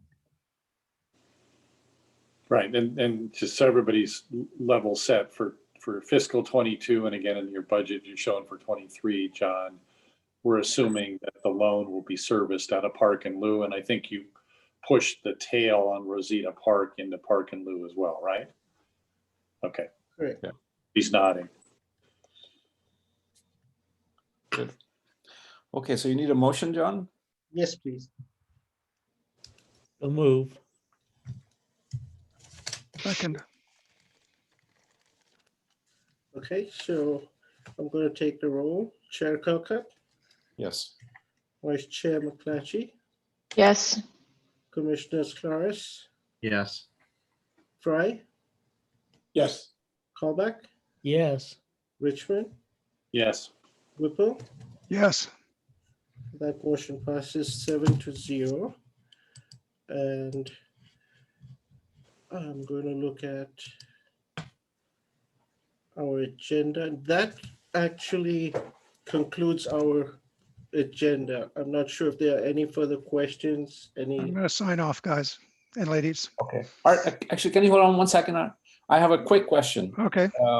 Is there any chance we can meet in person next month? Anybody opposed to that idea? I'd be willing. So council is going to discuss May 24th about in-person meetings, and the council, once they've made that determination, then will come through back to the commissions. Okay, so let me restate my question. If the council allows it, is there still anybody on the commission who is not ready to meet in person? Can you get Art? I know you have a bad leg. By then I'm going to be walking. Okay, so if council allows it, I think we would like to assume that we would like to meet in person. It's been ages, and I That would think be great. I agree. Where does this commission meet? usually Northrop or in City Hall. We have the community center too now, right? Yeah, I assume you'll just tell us in the Yeah. email where we'll be meeting. if it happens. Okay. Okay, thanks, Art. Okay, I really do have to Thanks, go. everybody. Okay. Bye. Good job, John. All right, so meeting adjourned then. Thank you. Thank you. Thanks. Bye. Good Bye. job, Coach Chief.